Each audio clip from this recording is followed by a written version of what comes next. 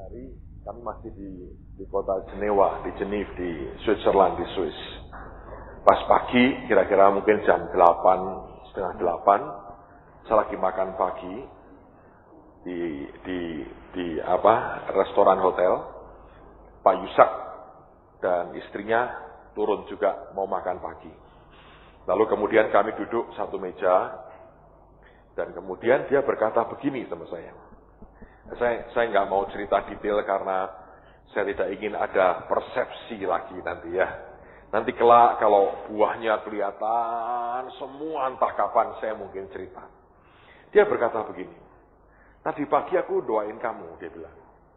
Tuhan berkata kamu harus nunggu satu sertifikat lagi yang menunjukkan bahwa kamu ini gitu ya. Nah ininya itu, ya inilah pokoknya itu sertifikat.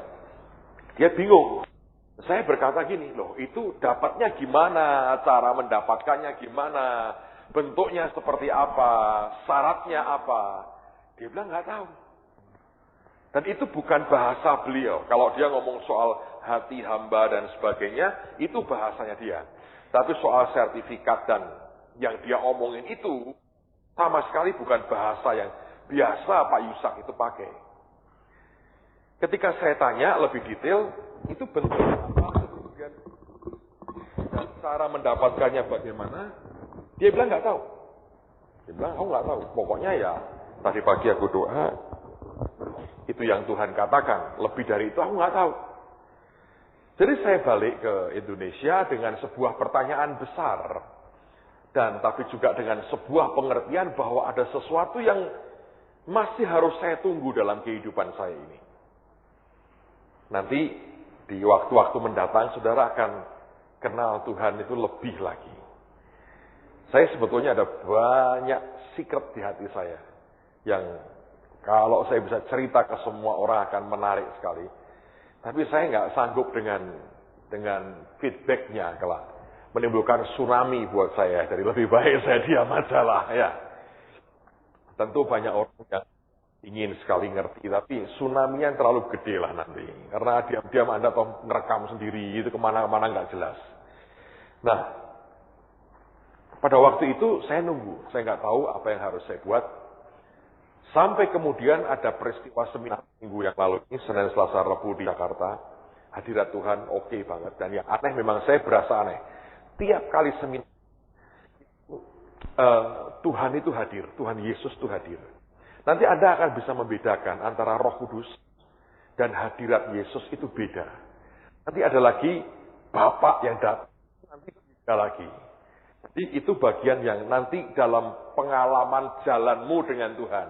Itu saudara akan bisa mulai bedain gitu. Ada sesuatu yang different, yang beda. Nah, tiap kali itu. Dan pada waktu hari Senin itu saya masih ingat, saya berlutut di depan ketika dia hadir. Saya tahu dia datang. Dia datang dan dia lucu sekali saudara, lucu lah. Dia bawa barang itu aneh.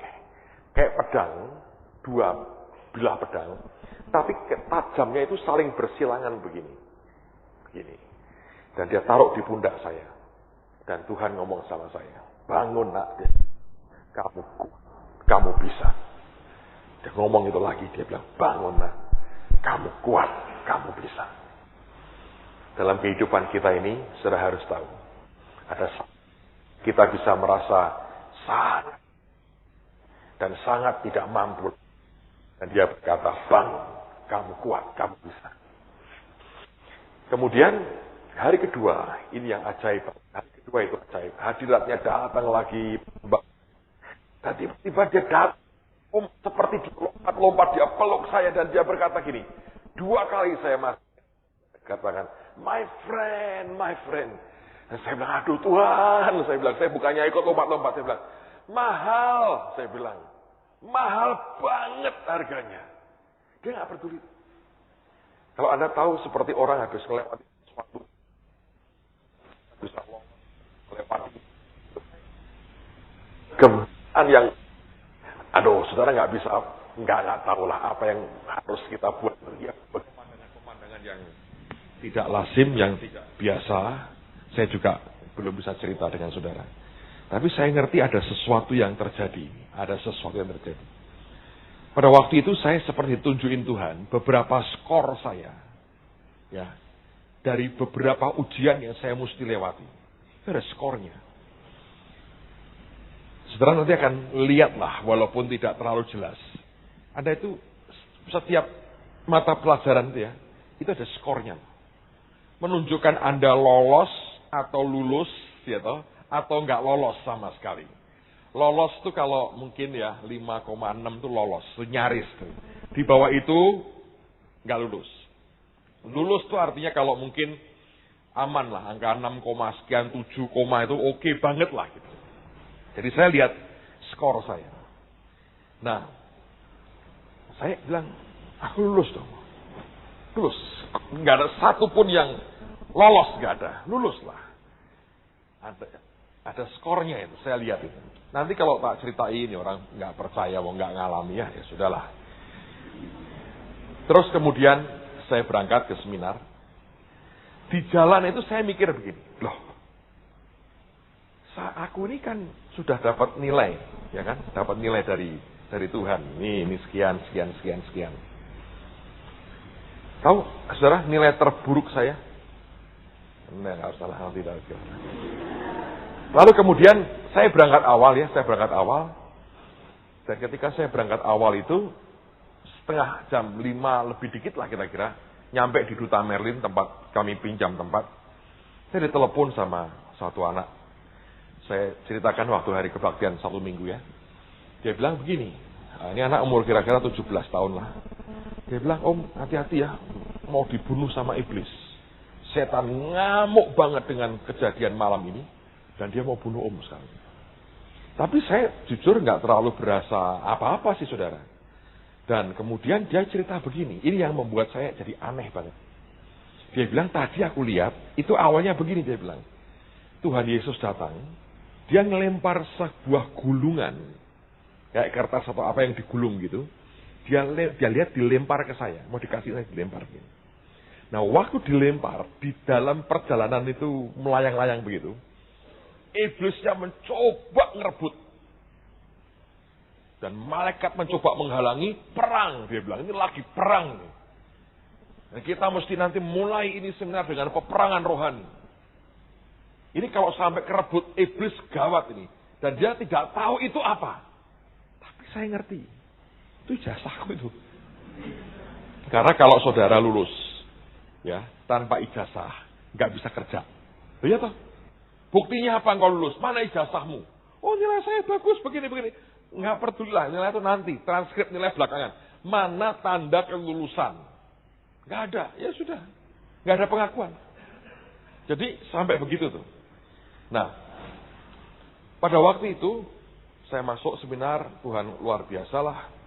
Dan dia ngomong begini sama saya. Kamu selesaikan bagianmu.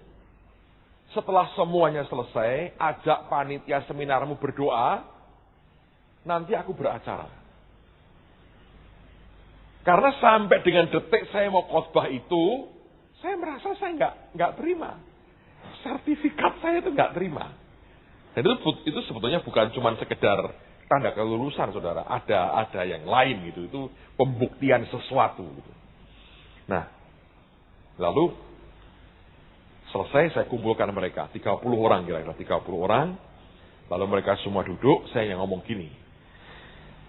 Ada hal yang belum selesai, yang belum tuntas.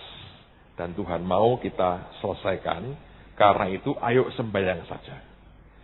Sebelah saya ini ada Hansel, anak yang belasan tahun itu, anaknya Bu Teresia Age. Mamanya di sebelahnya dengan papahnya. Sebelah saya, anak saya kecil Sasa ikut.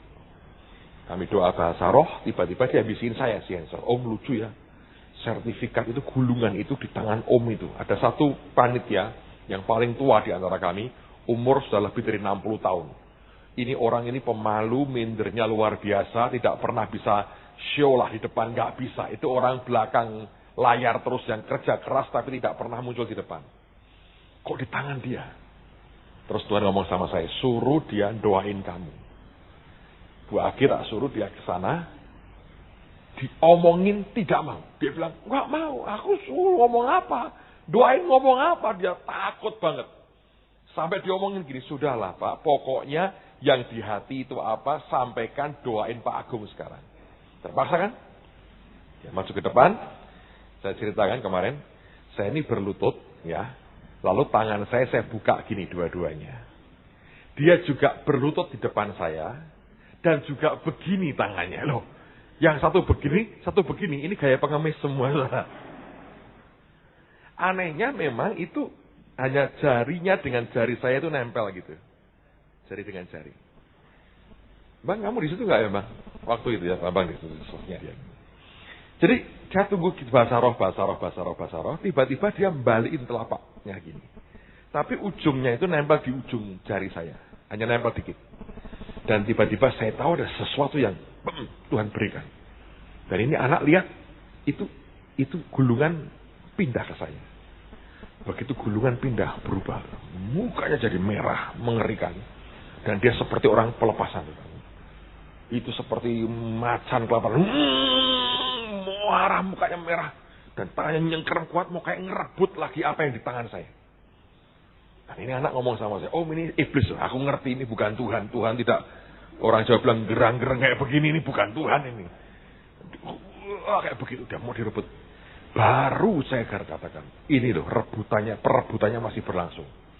Jadi rupanya, begitu si iblis sadar di tangan saya, ini orang menurut saya sih mungkin dia punya celah atau dia ada ikatan tertentu yang belum lepas. Kalian itu dimanfaatkan, ditunggangi, dan dia manifestasi begitu, dia meronta, dia mau rebut lagi. Saya buka mata saya bilang begini, terlambat, aku bilang. Aku sudah diberi otoritas. Ini sertifikat sudah di tanganku. Dan aku punya otoritas dari Tuhan. Kamu ngerti itu. Sekarang aku minta kamu pergi aja dalam nama Yesus. Pergi saudara. Dia buka mata. Dia sadar. Bingung. Kenapa kok aku bisa begitu. Disaksikan 30 orang lebih. Dan kami lihat pemandangan itu. Saya ngomong sama mereka. Ini bukti bahwa yang di alam roh itu sebetulnya sama realnya, sama nyatanya dengan yang di alam jasmani. Jadi selesai itu. Lalu kemudian ini berkaitan. Ada teman yang ngomong begini, Pak, siap-siap untuk Sabtu dan Minggu di Semarang. Karena Bapak ngalami itu seminar di Jakarta dan Bapak menggembalakan yang di Semarang. Pasti di Semarang Tuhan akan beracara sesuatu. Pasti itu. Dan waktu itu saya bilang, oke, saya mau tunggu apa yang terjadi.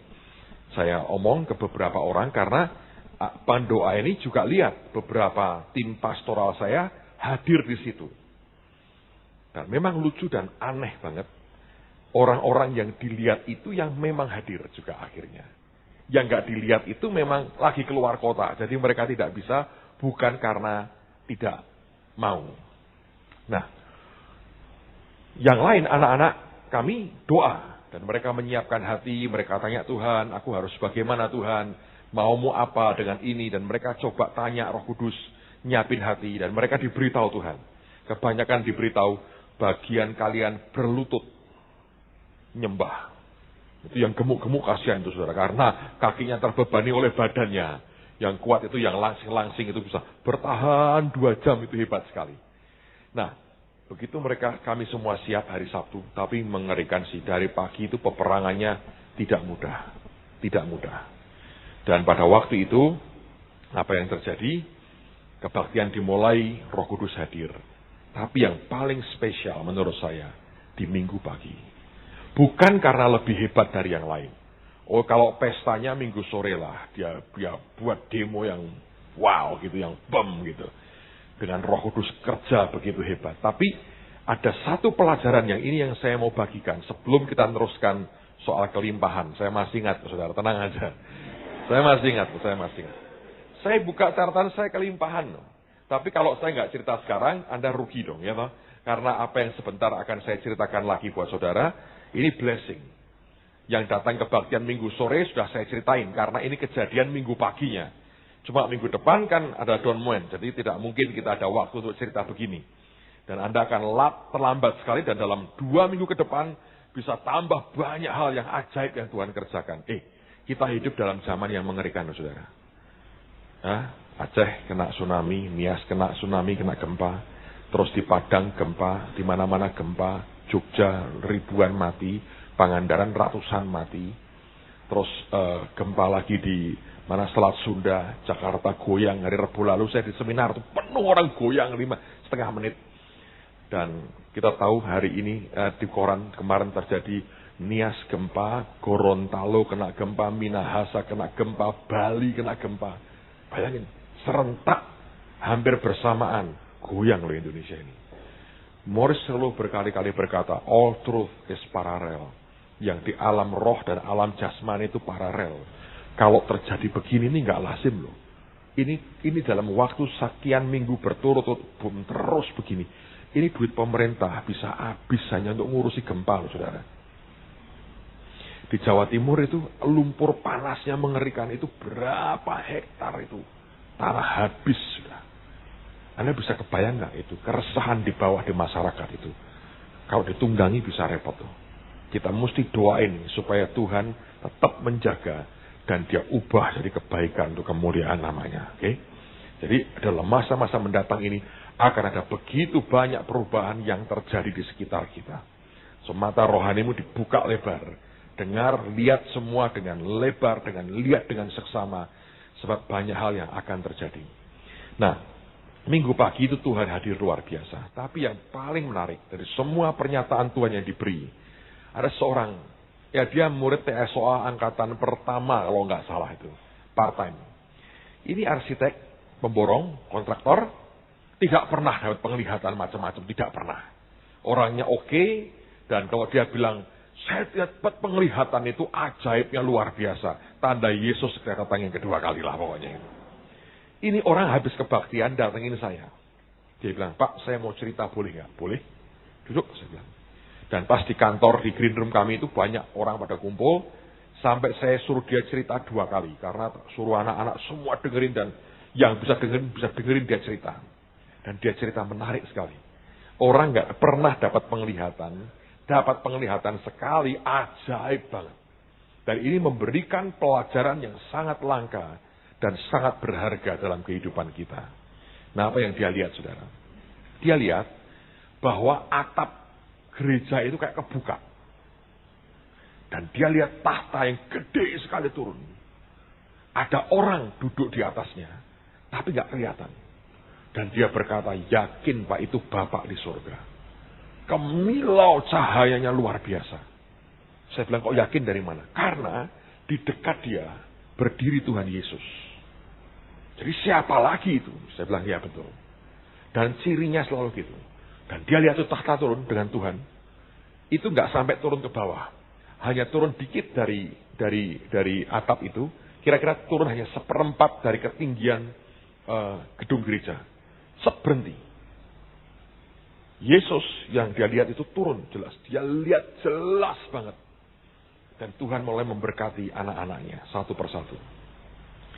Lalu kemudian dia ngomong gini. Bapak itu dia lihat itu. Pribadi Bapak itu lihat ke bawah. Dan ngomong dengan gema yang luar biasa. Dan dia berkata begini. Mataku tertuju pada jemaat di tempat ini. Pada gereja ini. Aku suka mereka. Karena ini penting perhatian baik-baik. Bukan karena kemampuan mereka. Bukan karena kesanggupan mereka. Bukan karena pekerjaan mereka. Bukan karena kesalehan mereka. Dan bahkan bukan karena kekudusan mereka. Tapi karena mereka percaya kepadaku. Ayo. Coba renungin saudara. Dia hanya berkata, karena mereka percaya kepadaku. Kalau Anda pikir, bukankah semua kita, semua gereja, semua hamba Tuhan, percaya Tuhan? Ya toh? Apa arti percaya itu? Yesus pernah berkata, ada orang datang kepadanya berkata, apa yang harus kami lakukan untuk melakukan pekerjaan Bapa? Dia berkata, percayalah kepadaku. Dan percaya kepada Dia yang mengutus aku. Percaya. Seperti apa percaya? Banyak orang hanya percaya, tapi kadar percayanya belum seperti yang Tuhan mau. Alkitab cerita ada orang kampung Betsaida. Alkitab berkata mereka membawa orang itu datang, membawa seorang yang buta kepada Yesus. Dan memohon kepada Yesus untuk menjamah orang buta ini. Saya mau tanya, itu golongan orang percaya bukan, saudara? Hah? Ada orang buta, dibawa ke Yesus. Itu artinya percaya nggak sama Yesus? Percaya dong. Kalau enggak kan nggak mungkin. Tapi yang lucu kalau Anda baca cerita itu, Tuhan gandeng orang buta ini, dibawa keluar, disembuhkan dengan cara apa? Diludahi. Setelah sembuh dia berkata apa? Jangan kembali ke kampung itu. Ditambahi dalam bahasa Inggrisnya. Dan jangan cerita apa-apa kepada orang-orang di kampung itu. Saudara bisa ngerasain gak sih hati Tuhan? Dalam kitab Yesaya 53, Alkitab berkata, dia itu orang yang biasa menderita kesakitan. Yesus itu biasa menderita kesakitan. Kalau kita mendengar kata Yesus kesakitan, bayangan kita adalah film The Passion. Ya kan? Waktu dia di Getsemani, sampai dia di Golgota. Betul kan? Tapi kalau itu kan terjadi hanya 1 atau 2 hari. Yesaya berkata, dia biasa menderita kesakitan. Apa yang sakit? Ini loh. Hatinya. Setiap kali lihat anak-anaknya, tidak ngerti yang dia mau katakan. Dia pernah berkata, mengapa kau tidak mengerti bahasaku? Berkali-kali, nggak bisa ngerti. Diajak ngomong nggak bisa ngerti. Sakit loh di sini, saudara. Dikorbani begitu luar biasa, toh nggak bisa ngerti. Dan Tuhan biasa dengan kesakitan seperti itu. Ngeri. Dan itu yang terjadi sebetulnya.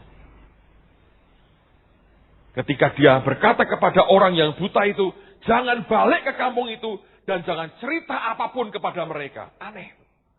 Apa yang salah, Tuhan? Ketika saya berdoa, Roh Kudus berkata, sebab pada waktu mereka minta Tuhanmu menyembuhkan si buta itu, mereka juga menuntut cara penyembuhannya seperti yang mereka mau. Dengan cara apa? Jamah matanya. Loh, tujuannya sama loh. Supaya mata orang ini terbuka. Tapi kalau kita sudah mulai mendikte Tuhan caranya, Ana menyakiti hatinya. Sedih. Dia bilang, kok kamu gak ingat sih? Tuhannya itu siapa? Jadiin kamu caranya apa itu kan aku yang ngerti semua. Dengan kamu ngatur caranya. Bukankah itu tanda kamu tidak sungguh-sungguh percaya? Kalau Tuhan berkata, karena mereka percaya. Saya beritahu ya. Percaya dalam pengertian. Sampai kepada caranya pun. Kita harus percayakan dalam tangan Tuhan. Dan seringkali orang itu tidak bisa terima dengan caranya. Kalau ujungnya orang semua suka, orang semua oke. Tapi caranya untuk mencapai ke situ. Banyak hal yang orang berkata bukan dari Tuhan. Sesat, ekstrim dan sebagainya.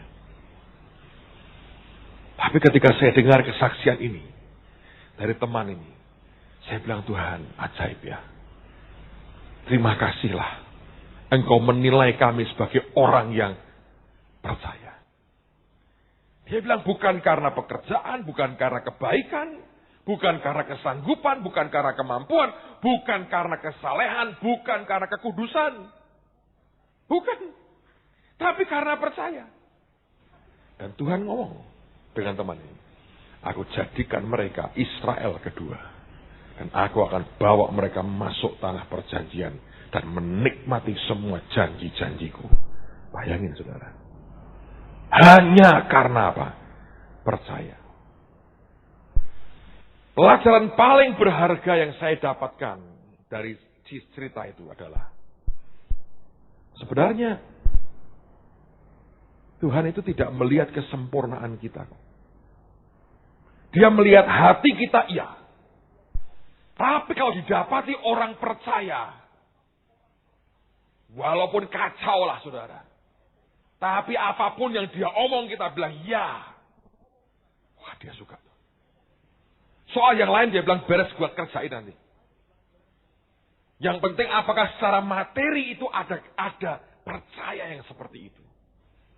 Atau kita masih mencoba bergulat berkutat dengan cara-cara kita sendiri. Kalau Anda mau kenal Tuhanmu lebih lagi, saya ceritakan ini buat saudara. Sebab ini penting buat kehidupan kita. Percaya. Sekarang tanya di hatimu masing-masing. Apakah engkau percaya? Semua berkata amin. Sederhana. Banyak orang percaya kepada Yesus, tapi Yesus tidak mempercayakan dirinya kepada mereka, sebab dia mengerti hati manusia. Ya kan? Orang boleh mengklaim dirinya percaya, tapi percaya seperti apa, itu ternyata hal berbeda. Yang kedua yang menarik, dia ngomong begini. Dia lihat malaikat begitu banyak. Setiap orang kan punya malaikat penjaga. Kalau orangnya berlutut, itu malaikatnya ikut berlutut. Angkat tangan, ikut angkat tangan. Suka sekali. Mereka ikuti, mereka dampingi untuk nyembah Tuhan. Itu malaikat dia bilang banyak sekali. Tapi di tiap titik itu ada tiap titik itu ada malaikat yang gede-gede yang jadi malaikat penjaga, yang hanya mengawasi semua yang terjadi. Terus dia lihat ke mimbar, dia lihat saya. Ini menarik sekali. Buat saya suka, saya senang orang lihat sesuatu, meneguhkan hati, tapi pelajaran lagi buat saya. Dia lihat itu aneh. Di sekitar saya ini ada malaikat-malaikat, nggak tahu berapa jumlahnya, saling bergandengan tangan begini, buat lingkaran. Di bagian luar lagi, itu ada yang lebih gede-gede lagi, jaga di luar. Tutup tangannya begini, sambil lihat kanan kiri dia jaga di luar. Terus kemudian dia ngomong gini sama Tuhan, Tuhan, kalau orang itu dijagai malaikat seperti ini, apa mungkin Tuhan kena terobos setan itu apa mungkin? Tuhan berkata, dia pertama gini, Tuhan apa mungkin mereka bisa kalah ngelawan setan? Tuhan bilang sebetulnya nggak bisa, karena penjagaannya begitu luar biasa. Tapi apa mungkin Tuhan kena terobos? Tuhan berkata bisa, kalau dia buka celah. Itu kan pengertian yang sudah lazim kita tahu. Kalau ada celah, ada dosa yang kita buat, dibuka, robos, boom, masuk. Nah, waktu dia lihat ke mimbar, dia lihat ada yang aneh di hidup saya. Dia lihat yang gede-gede itu jaga. Dia lihat yang lain membuat lingkaran, muterin. Tapi ada tambahannya dia lihat. Yang ini tidak dijumpai di yang lain. Seperti ada tabung putih, selubung putih. Bungkus saya sampai ke atas. Dan dia tanya ke Tuhan, Tuhan, itu yang nyelubungi hambamu itu apa yang putih itu? Dia kok ada lapisannya lain lagi? Ini bukan saya yang ngomong loh. Ini orang dapat penglihatan dan diceritain Tuhan. Dan Tuhan ngomong begini. Dia beda.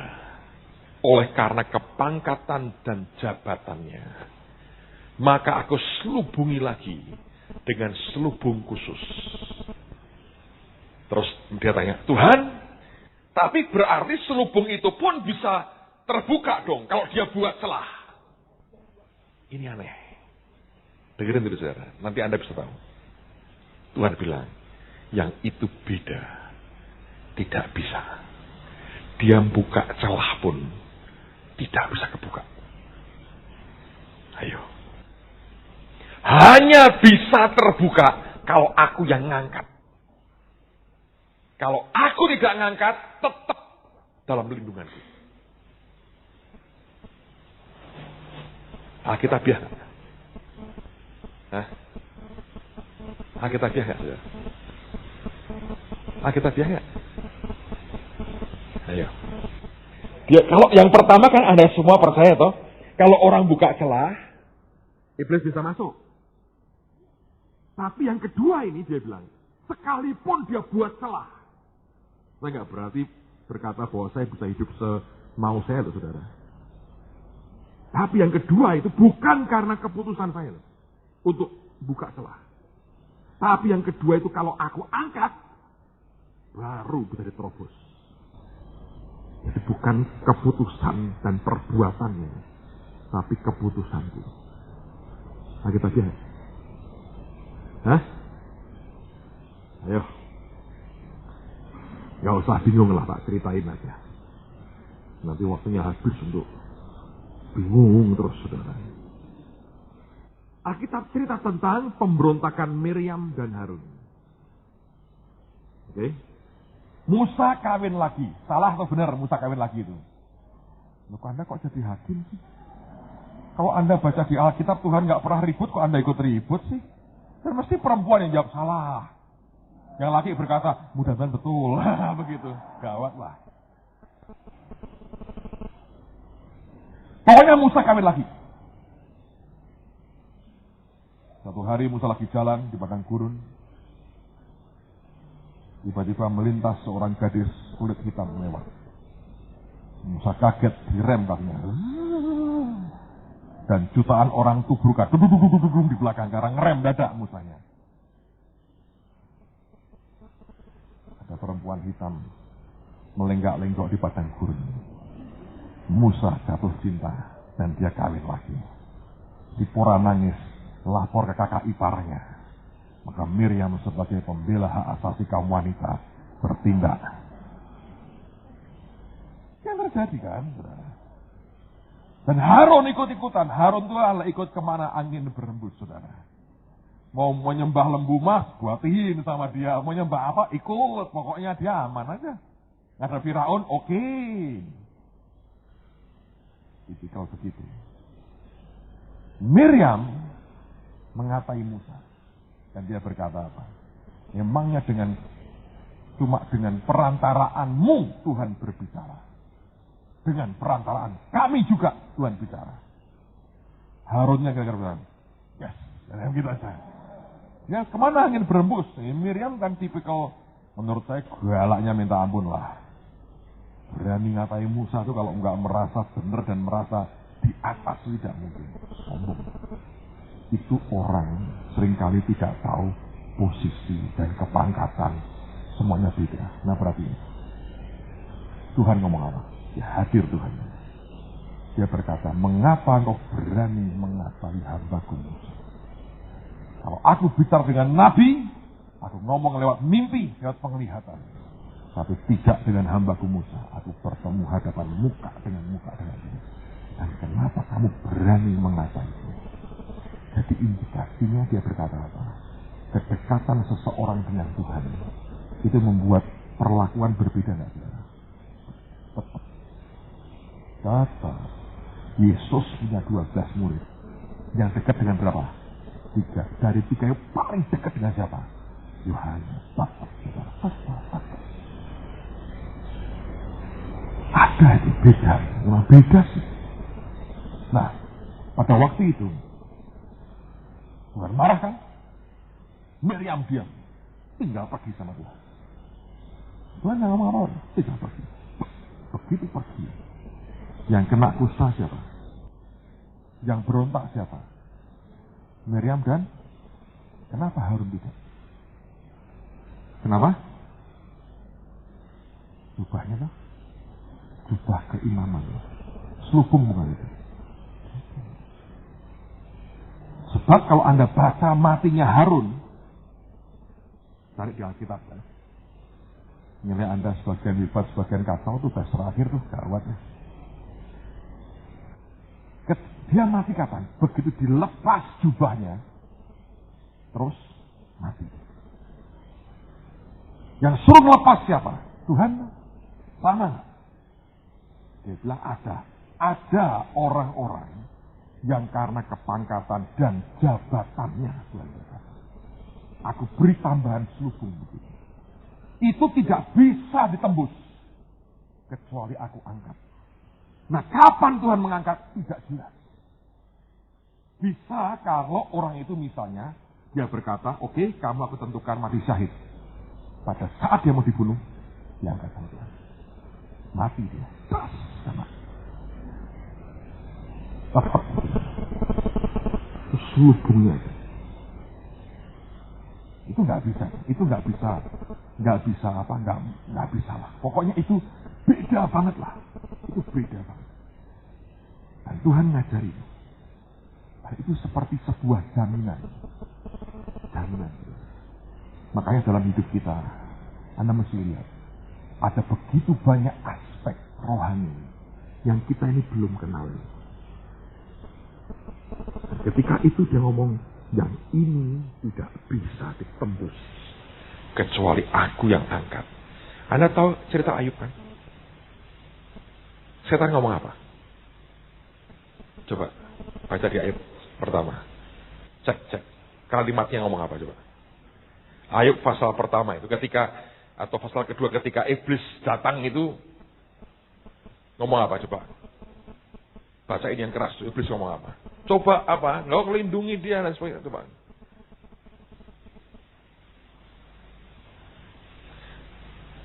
Ayo ngomongnya apa? Engkau yang membuat pagar. Terus. Nah, terus. Terus.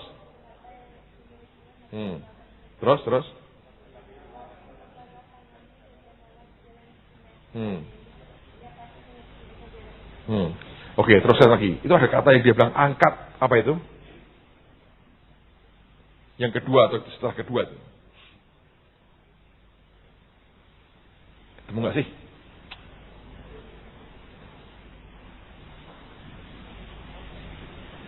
Kan Tuhan yang membuat apa? Pagar sekeliling. Coba lihat Ayub lihat. Ada yang namanya Ayub di sini? Ada yang mau ganti dengan nama Ayub? Wah, tidak cari gara-gara lah Pak. Hidup sudah susah untuk tambah-tambahin.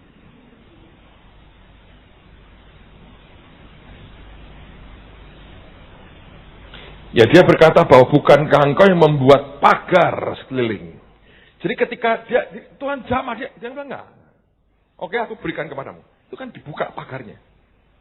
Selama pagarnya itu masih. Nggak bisa kan? Ada pagar-pagar tertentu, saudara. Yang itu merupakan mutlak keputusan Tuhan. Nah, semakin Anda dekat dengan Tuhan, semakin nanti engkau diberi tugas oleh Tuhan, semakin ada jabatan tertentu dia berikan. Itunya semakin kuat di dalam hidup kita. Tapi pelajaran yang kita mesti waspada begini, saudara.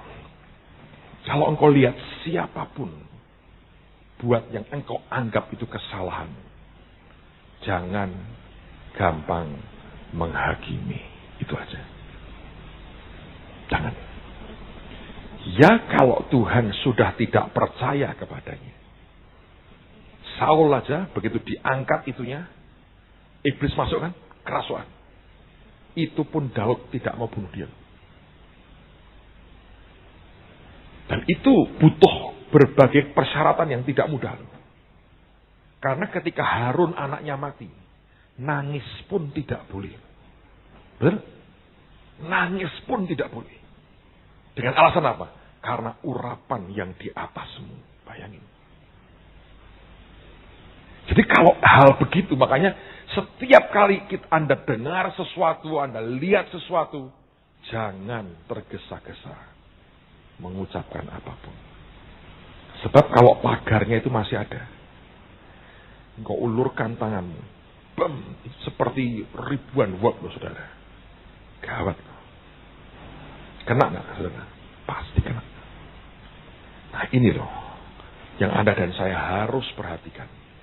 Karena begitu engkau menghakimi, engkau sendiri membuka celah. Ukuran yang kau pakai akan diukurkan kepadamu. Yang engkau tabur akan engkau tuai, itu akan berlaku dalam kehidupan kita. Dan terjadi begitu. Saya harap apa yang saya bagikan hari ini memberkati Anda. Ini pengalaman rohani sih. Saya sih takjub melihat Tuhan. Bukan karena apa-apa, tapi teman yang dipakai ini orang yang gak pernah sama sekali. Sekali dia dapat begitu banyak dan dalam sekali pelajaran yang Tuhan berikan buat kita. Dan kebaktian sorenya saya melihat Tuhan buat demonstrasi kuasa Tuhan yang luar biasa. Hadirat Tuhan itu ajaib banget. Dan kami selama 3 kali kebaktian ini saya bilang, Tuhan, luar biasa ya kalau setiap kali kita ibadah, semua bisa merasakan Tuhan di tengah-tengah kami. Itu rasa hormat, gentar akan Tuhannya itu begitu besar. Dan yang paling gawat, itu membuat orang ketagihan, saudara. Kalau Anda sudah mencicipi begitu, Anda mau balik ke biasa-biasa. Kayak ikan keluar dari air. Tuh. Dia teriaknya. Mau mati rasanya sudah nggak tahan. Sebab engkau tahu, mencicipi kalau Tuhan ada dan menyatakan hadiratnya seperti apa. Dalam doa-doa pribadimu, sebetulnya itu bisa terjadi loh. Bisa terjadi. Ada saat-saat di mana engkau bisa tenang dan engkau tahu Tuhan di situ. Tidak selalu sih. Dan kita tidak boleh hidup berdasarkan perasaan. Ya, dengan iman. Tapi bukankah itu privilege, kehormatan yang Tuhan beri? Banyak orang mengkritik kayak Benny Hinn berkata, kenapa ngajari yang terus seperti itu? Kok merasakan Tuhan? Harus dengan iman, dengan perasaan, bukan dengan perasaan. Betul sih. Tapi kalau yang ngomong itu sama sekali tidak pernah mencicipi Tuhan kuat. Dia ngomong seperti itu. Tapi kalau sekali orang mencicipi, semestinya orang berkata, Tuhan, engkau sebetulnya berbeda. Bagaimanapun kehadiran Tuhan membawa perubahan yang luar biasa. Serius. Saya tinggal di perumahan di Manyaran. Kalau saya mau ke Ungaran, saya bisa juga naik jalur belakang. Dan itu lewat makam keluarga dari Gubernur DKI Jaya. Keluarganya Pak Sutioso. Karena Pak Sutioso itu orang Semarang. Jadi orang Jakarta diatur sama orang Semarang. Itu ada makam. Dan di daerah kami lewat itu, jalan sering rusak. Karena itu tanahnya patahan. Sering kali begini, saudara. Bisa lubang gede, segala macam. Begitu beliau jadi Pangdam Jaya saja, saya suka sekali. Karena jalan itu selalu diperbaiki. Karena setahun berapa kali beliau atau ibu akan berkunjung ke makam keluarganya atau ke familinya, dia mesti lewat jalan itu. Tentu Gubernur Jawa Tengah malu dong kalau Gubernur Jakarta lewat dan jalannya kacau begitu. Itu mendapat perhatian khusus. Dan tiap kali diperbaiki, saya sebagai pengguna jalan merasa ikut nebeng sesuatu yang oke juga, ya kan? Kunjungan seorang gubernur atau panglima saja membuat sesuatu jadi lebih baik dan lebih oke. Bayangin kalau kunjungan Tuhan datang dalam hidup kita. Itu pembersihannya malaikat terus. Hidup kita akan lebih oke kok, saudara, ya. Dia kan tidak selalu cari kandang dan palungan terus kan, capek juga kan. Sudah gede kan Tuhannya kan sekarang jadi raja. Masa dikasih palungan dan bau kotoran terus kan sudah. Tidak, saudara. Dia akan berkata, aku perlu yang lebih baik dong, katanya ya. Dan dia akan bersihkan banyak hal dalam hidup kita. Yang penting hari-hari ini adalah hari-hari yang sangat-sangat genting secara alam roh. Banyak perubahan yang terjadi dan banyak hal yang bisa terjadi dalam minggu-minggu ini, dalam bulan-bulan ini, dan apapun yang ajaib dari Tuhan akan dinyatakan. Saya berdoa Tuhan akan memberikan kekuatan ekstra, kalian lewati sekian bulan yang sisa dengan kemenangan dari Tuhan. Kalahkan semua kemauan dagingmu, tundukkan semua di bawah kaki Tuhan. Cari hadiratnya, cari Tuhan, cari wajahnya, dengerin suaranya, ikuti yang dia mau, jadi orang-orang yang percaya. Itu aja. Jadi orang-orang yang percaya, yang Bapak melihat dan berkata, aku suka, bukan karena perbuatannya, bukan karena kebaikannya, bukan karena apapun, bukan juga karena kesalehan, bukan juga karena kekudusannya, tapi karena mereka percaya kepadaku. Itu yang Tuhan Yesus katakan, kalau anak manusia datang, adakah dia mendapati iman di bumi? Kalau dia dapat, saudara, hatinya terpikat luar biasa. Semua kita orang biasa, kita bukan orang luar biasa. Satu dua hal dalam hidup kita membuat Tuhan senang dan membuat dia happy. Saya berdoa, pagi ini Anda terima sesuatulah yang berbeda. Ayo berdiri sama-sama, saudara.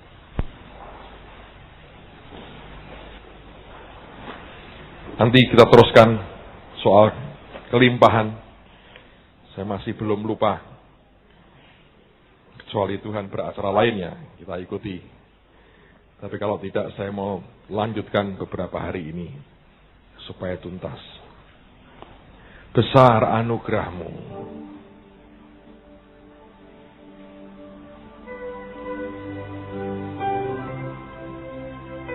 Engkau luar biasa Tuhan, Engkau baik.